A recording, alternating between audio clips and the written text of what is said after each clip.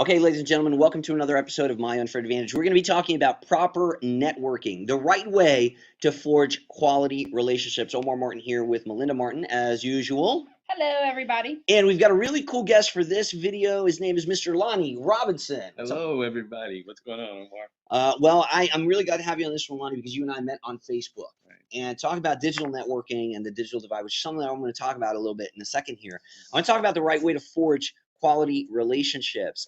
We're actually right now during the broadcast of this, we're at an event. We are in Washington, and we are attending Yannick Silver's underground event where we're broadcasting our weekly MUA webinar. Now, you're probably watching this right now on a replay in the archives. However, we're live right now, and the purpose of coming to this event really is to network, is to meet other people with like-minded ideals and goals, and to forge relationships that can be mutually beneficial in business.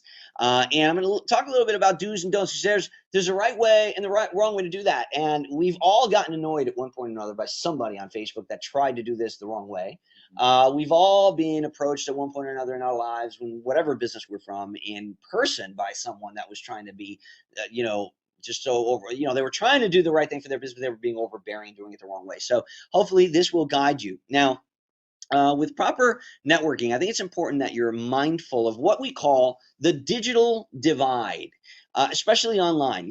There's no replacement for good old-fashioned smile and a handshake, and that's why I encourage everyone that's within the sound of my voice to go in person to live events. There's live events in your industry, in your area where you live, and it's just a question of finding them and attending them. There's no replacement for walking up to someone, shaking their hand, and saying, "Hi, my name is Omar, and I'm an internet marketer. What do you do?"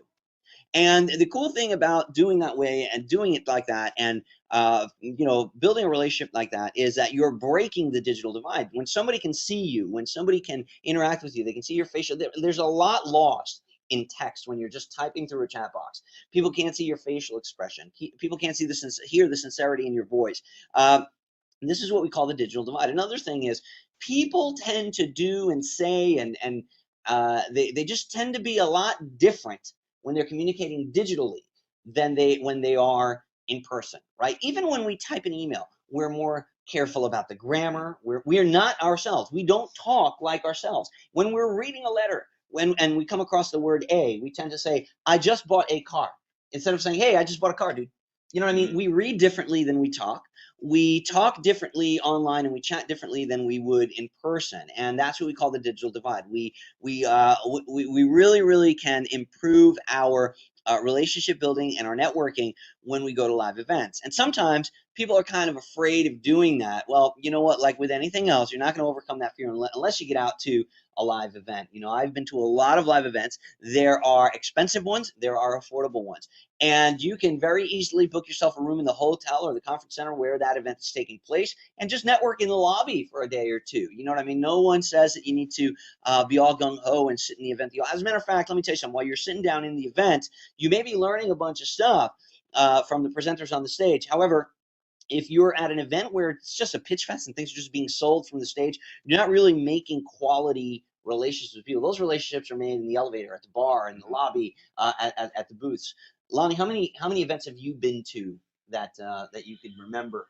Wow, probably like 15. 15 events. And would Yeah. you say that you've made some good relationships online in events? Oh yeah, Can you think of one person that you've met at an event that you're friends with today that you've done business with? Mike Filsane. Mike Filsane. Holy cow, that's a pretty good contact to make Yeah, an event. just talked with him today, actually. That's awesome. That is awesome. So I know that. Let me ask you, Melinda, who have you met at an event that you've become very good friends with, and that we've done business with? Josh Bartlett. Josh Bartlett. Melinda met Josh Bartlett at an event. How about that? Now that's somebody that we have a very.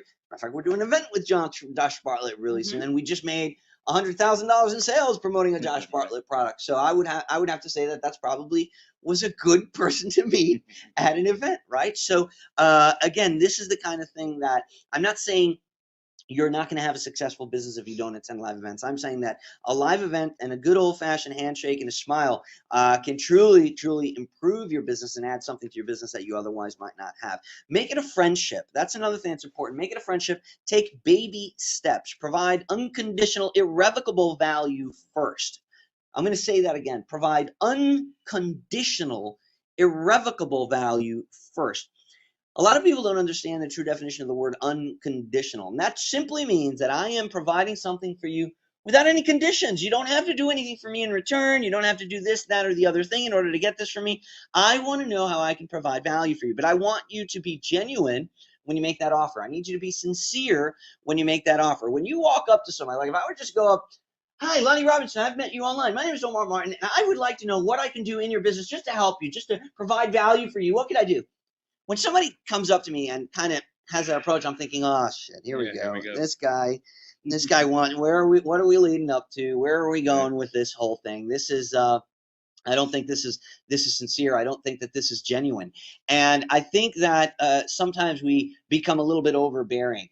You wouldn't do that in a relationship. You wouldn't do that with somebody that you meet.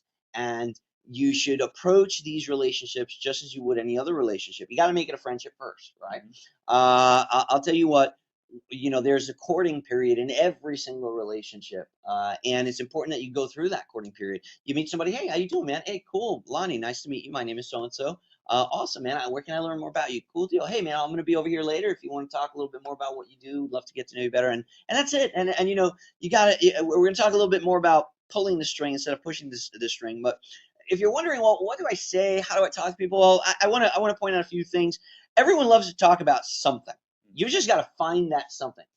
I learned this going door to door. I know Melinda used to be really, really good at striking up conversation and very, very quickly doing what we call breaking the ice. Melinda was like awesome with icebreakers, and she used to get people. I used to watch it happen like right in front of my eyes, and I used to wonder, how the hell did she just do that? Like, she would knock on a door, and before you know it, the person's giving them a tour of the house. The person's like inviting them to eat, and I'd be like, oh my God, like, how'd you do that? And she would get people talking about their garden, and she would like compliment people. Like, what are the kind of things that you would say to people, like when a woman answered the door, just an icebreaker, break into a conversation and get them to like you? Well, it really depends. Sometimes, especially if there's a woman in the house, they have like decorations for their yard and stuff like that. So if I saw a cute light with a butterfly on it, I'd bring it up and be like, oh, that's really cool. I really like it.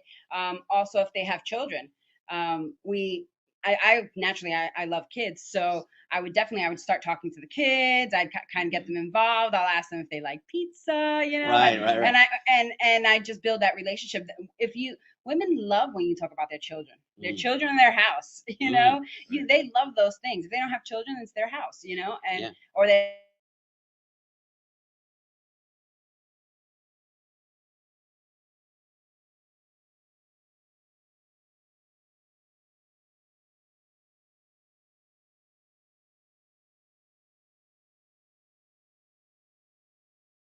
Either experienced in your business or that you've actually done to kind of break into a conversation with somebody that you've just met on? Well, let me tell you something that happened to me recently. I was talking to a top marketer. He's a trainer of other marketers, so to speak. And I sent him a message and I said, hey, I just wanted to introduce myself. Omar, you and I have talked about having your internet marketing resume. Mhm. And I'm going to do a talk on that. Having your internet marketing resume, positioning yourself. People always come up to you and say, hey, can I help you? How can I help you? Let me know if I can help you. But what can you do for someone? Right. So you gotta position yourself to, be there to have something to do for them. Right. People just say that because it sounds good and they think that's an end for them. So basically what I did recently is I sent a message to this guy and I said, hey, and people were telling me, well, he's not really approachable, he doesn't really respond. And we were on Facebook. And I saw him on Facebook. I was on Facebook and I said, hey, um, I've been following you for a while now in a non-stalking kind of way. And I was watching YouTube the other day and it really inspired me. And this is some of my takeaways from it. By the way, my name is Lonnie. We don't really know each other. I know you really well because I follow you. Here's my About Me page. Go check it out. And it gives you a list of things that I can do. And let me know if I can help you. Huh. And it struck up a good conversation. First of all, he thought the non-stalking kind of way comment was really funny. Right. You Humor. know, Humor breaks barriers, man. Absolutely. And then the fact that I knew some things about him. Right. I named the particular video that I saw, Right. named the bullet points, Right. the main takeaways I got from that. Right. and it just really opened up a conversation. So Right. now he's hitting me up, Right. and we're building that relationship. You know what someone did once? They said, "Hey Omar, I purchased a product from you in the past called High Performance Sales Secrets, and I'll never forget what you said on page 13. It was, and then they There you quoted go. something that I said, and I was like, holy shit, really? See? Did I say that? I was like, Right. cool. You know, like all of a sudden this guy's got my attention. Like Yeah. I'm talking to you, I'm listening to you Mhm. because you took the time to look at something about me. That guy 15 minutes ago might have just Googled something He might about have, me, right. but you know what? He took those 15 minutes Mhm. to find out about me, and he struck up a conversation. And I'm going to, recommend to you that you make it a friendship first, and find Yeah. something that they like to talk about. Everybody likes that something. Melinda talked about a minute ago. Kids, people love talking about their kids, and why not? Again, we miss this. We lose this in the digital divide, right? Because Mhm. we're sitting at our computer working in our work environment when we're trying to build relationships, which is Mhm. completely different than when we're walking in the lobby and we run into somebody that we think we'd like to meet that's wearing a name tag, and we say, "Hey, how you doing? My name is Omar. I see your name is Tim. Hi, Tim. What part of the country are you from? What do you do?" Totally different environment and mindset. When you're sitting down, if you're sitting down with the purpose of making business contacts, you're working. Yes. And that's the worst. That's the worst mentality to make friends. When Mhm. and it's a forced friendship at that point. This doesn't lead any kind of forced attraction is going to take a lot of work to Mhm. maintain that connection, and that is something that you should steer away from. Um, Yeah. Here's another thing, and Lonnie just touched on this. Elevator pitch, right? What's your elevator pitch? Lonnie mentioned sending somebody to there about me. Hey, this is what I do. This is what I do. Let me send you to what I do. Let me tell you about me. Let me tell you what I. And I think a lot of people, you set out to meet someone, but then you don't know what the hell to say. You need to be prepared for the opportunity to answer the question, "What do you do?" When somebody says to you, "What do you do?" You can't say, "Well, a little bit of everything." Or you can't just say, "Well, I've been, internet marketing. I'm an internet marketer." Right. Okay, dude, cool, We good for all you. are. Yeah, Yeah, we that's why all we're are. here. Yeah, it's you need to kind of have your own little elevator pitch. When somebody says, "Well, Omar, what do you do?" I run a company called Higher Level Strategies. We're an internet entrepreneur empowerment company. I help internet entrepreneurs gain the power in their business that they need to make the kind of money that they want to make. That's a very vague answer. Oh, really? Well, that's interesting. Well, what exactly do you do? Well, I'm glad you asked. Tell me a little bit about you. What are you doing in your business? What kind of needs do you have in your business? Tell me about it. And that it kind of leads me into getting them talking about them. And making it a conversation. I don't push the string, and I'm going to talk a little bit about pulling versus pushing in a little bit. But what's important is I added here on this first bullet point on your screen. How available are you, and what's your call to pitch? A lot of people are worried about a call to action. Well, when you're networking and meeting people, you need a call to pitch. You shouldn't be calling them to action in the first time that you talk to them. You should be calling them to a pitch. You should be making a plan to make a plan. You should say, "Okay, listen, let's talk later, man. Let's exchange numbers right now." And that's another thing is have business posture, which we're going to talk about in a minute. Don't just give somebody your number. Ask for an exchange of numbers. If I'm giving you mine, you should rightfully give me yours. Mhm. Let's exchange business cards. Let me give you your number. And listen, let's set a date and time where we can possibly talk a little more. See what I'm doing? I'm creating a call to the pitch. Mhm. So I am getting you to commit to a date and time where I'm going to be able to pitch you. This is very different than me pitching you right now when we've just met. And what you've done there is you've kind of broken the overbearing, overselling, obnoxious kind of car salesman guy where he's trying to close you right now, right now, right now. And you're like, "Well, I feel violated, dude. Like I just met you 5 minutes ago, and you're getting a little bit too personal. Like you want me to hire you or something like that." No, you gotta be prepared for an elevator. You gotta have an elevator pitch, a quick 30-second description of what you do. And you should be able to recite it like I just did. "Hey, my name is Omar Martin. I run a company called Higher Level Strategies. It's an internet entrepreneur empowerment company, and we basically give entrepreneurs the power to take their finances and their business to the next level." And that's my 30-second description of what I do. And then I ask, "Well, what do you do? And how might we be able to help each other? I'm just curious. I'd like to get to know you." And then you want to set up a call to a pitch. We're going to talk about how to set up a call to a pitch and how to get a commitment in a second here. I want to talk first about pulling the string. I know this is something that actually Melinda taught me, and she used to be very good at this when she was selling. at the door. And you know, a lot of people kind of push the string with prospects. They push the string with employees. No one likes a pushy or annoying, overbearing person, either in their life as an employee, or either in their life as a vendor, or in their life in general as a prospect or potential business partner. You don't want somebody that's trying to push themselves or impose their feelings and their will on you. So what you want to do is kind of be the person that holds the carrot out in front of the donkey and makes the donkey go to the carrot. So you put some things out there and see if that person bites. Kind of like fishing. You know, you go and you throw your bait in the water and you attract some fish. And when you get that first bite, do you just kind of just like reel it? If you do that, you're going to lose your bait. What you do is you pull it in a little bit.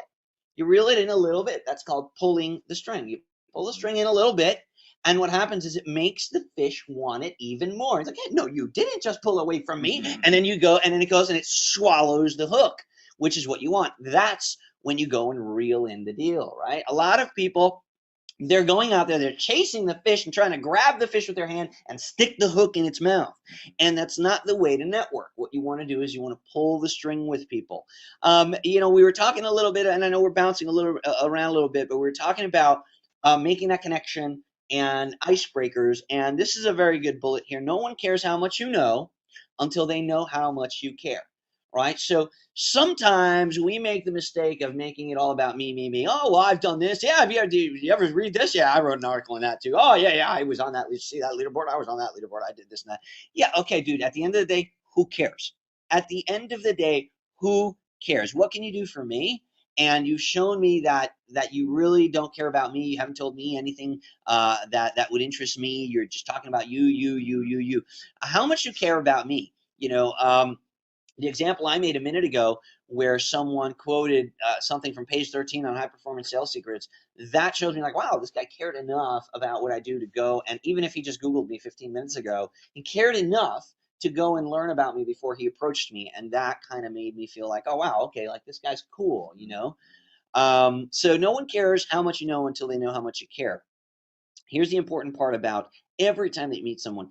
I don't remember, I didn't make this up. I don't remember who said this or where I heard it first, but the purpose of every meeting is to set another meeting, right? You don't want to walk away from a meeting without having said a next time to talk, a next time to meet.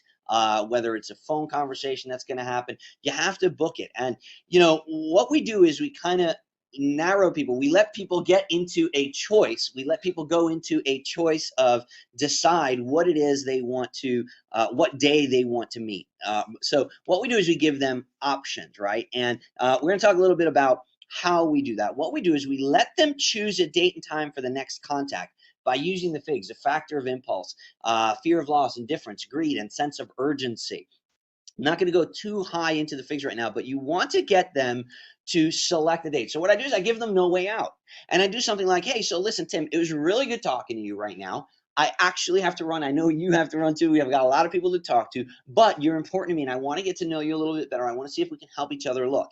I'm going to look at my calendar right now on my phone. I've got Wednesday at 3 p.m. I've also got Friday at 10 a.m. Which of those two would be better for us to talk?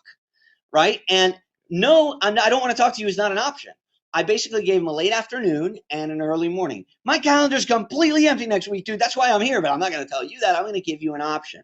I'm going to say, hey, look, I'd like to talk to you at this time on Wednesday or at this time on Friday. Which one of those would be best for you? And he might turn around and say, you know what, I'm in next week, I'm in so and so. And then I say to him, okay, well, listen, give me a good date and time for the following. And if he says, you know what, I'm not sure, you know what, then we've kind of missed the ball here. And I need to say, okay, listen, if I see you later, I'll approach you. Maybe something will come up. Here's my car. And that's one that kind of went south. I'm going to have to try that elevator pitch or that contact again later. It didn't work. That's my cue to not be overbearing. And I got to go find someone else. And then we do the SW3 equals N, right? Some will. Some won't. So what? Who cares? Next. Next. That's right. Some will, some won't. So what? Next. SW3 equals N. And you've got to keep going. You've got to keep going. and just find your next contact. And that was the mentality that we had with door to door and with team building and things like that. Some will, some won't. So what next? Who cares? There's always somebody else out there. Be polite, be good, but realize that not everyone is a good fit for your business. Not everyone is a good fit for your business. I'm going to say that a third time. Not everyone is a good fit for your business. And that brings us to the next one. Well, the next two bullet points that I have on the screen. You got to have business posture, right? Don't be needy. So when that does happen, you don't say, oh, well, okay, listen, then let's make it happen. How about 11 o'clock? How about 11 o'clock on Friday then, since you can't make that? No, 11's bad too. Okay, Saturday, I'll get up on Saturday if you want. I go, can I come to your house? You want me to come to your house? Okay, so what you've done here is you've lost all business posture at this point, and you're appealing, your sense of need is what's shining through now. I'm going to be honest, people are not attracted to someone that's needy, someone that's pulling them. It's got to be a mutually beneficial exchange. Remember, that person is usually there to network too.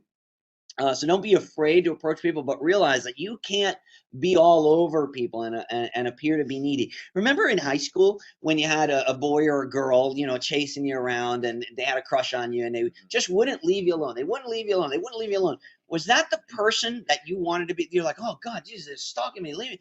But then all of a sudden, when they stopped giving you the time of day and they went and they found somebody else, all of a sudden you're like, oh, well, what happened? What happened there? You Now, want that attention. yeah, now you're like, oh, well, let me go talk to him again, right? Okay, perfect example of what happens when you're all over somebody. They don't want it. You're pushing yourself on it, but when you take it away, you're holding the carrot. Not every match is made in heaven. Okay, don't force an attraction. That maintaining forced attraction is just too much work.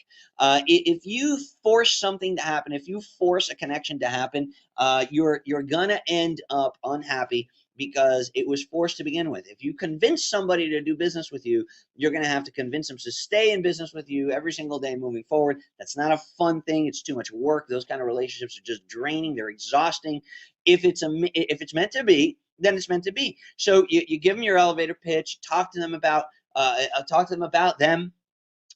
Try to book that call to a pitch, and give them a choice. Say, hey, would you like to talk on this day or on this time? Or maybe while you're at the event, hey, listen, later this afternoon, I've got to meet with somebody at 3. Later this afternoon, about 4:30, 5 o'clock, I can meet up with you. If not, I can set something up. Maybe we can do a phone call tomorrow. Which of those two is better for you? If that guy says, hey, yeah, 4 o'clock, let's meet. That guy's interested, right? Because you put it out there, and that guy says, hey, how about maybe we talk tomorrow? Hey, no problem, dude. Let's exchange numbers right now. If that guy says, I don't have a card with me, just give me your card. Now you've gotten 2 signs already. This is okay, no problem, man. Listen, maybe we'll talk later on. And that's where you kind of use your indifference, right? That's the I in FIGS: indifference, fear of loss, indifference, greed, and sense of urgency.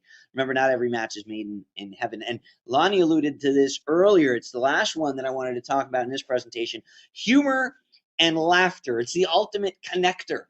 Be funny, man. You gotta be funny. When you can get someone smiling, when you can get someone laughing about something, their guard is down now. They don't see you as dangerous or possibly offensive, or they're not afraid of you anymore because you made them laugh. You're a funny guy. Funny people don't tend to be dangerous. When somebody comes to rob you, they're not usually cracking jokes. They don't usually they're not usually dressed as a comedian. They're like, hey, freeze. He doesn't come up to you and go, hey, knock knock. You know what I mean? It's you gotta keep in mind that humor and laughter is the ultimate connector, and it's a good way to break the ice. Talk to them about something that they like, that they want to talk. Get them talking about them. So that's what I got. Do you guys have anything you want to add, Lon? Well, you know what? Proper networking is dating. Dating. And you think about this when you're trying to date someone. Right. I haven't thought about that in I know, 15 years. Let's talk about it. I got everything I need right here, baby. Let's look at that. You better. Exactly. But let's look at the dating scene, though. You go out there and you try to position yourself to be attractive to that person. You don't want to push that person away. You're trying to create a relationship. So it is dating. This is the same thing. It's the same principle. You're actually dating this may sound insane, but you're actually dating your customers. you're dating your JV partners. Mhm.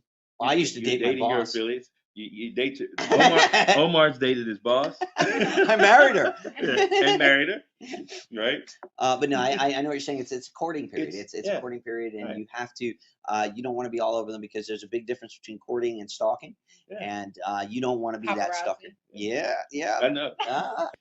Now, here are some suggestions of places to network and things that you should do in the quest for your networking. Attending live events, we just spoke about that earlier. What a great way to start conversations with people, walking up to them, reading their name tag and say, hey, Tim, nice to meet you, man. My name is Omar. What do you do? Where are you from? And get them talking about them. Commenting on social posts and blogs. Lonnie Robinson and I met in this fashion. I met Lonnie through Facebook. And Melinda's pointing, saying, "What now?" He knew me first. I He just knew wanted first. to. Melinda Melinda's first. famous. Okay, so it was Lonnie's tactic to get to me through Melinda. I would suppose. You comment on people's posts, talk about them, get them talking on their page, on their blog, get to know them, and strike up a conversation. Subscribe to someone's mailing list. What a great way to get to know that person, know what they're talking about, what they're promoting right now, and have something to approach them about when you do comment on their social posts and blogs. Be present without being a stalker, like I just said, and strike up that conversation, strike up that courtship. People love to talk about them. I wish you lots of luck in breaking the ice and doing proper networking. Attend live events. They will improve your business. I look forward to seeing you on the next My Unfair Advantage video. Take care.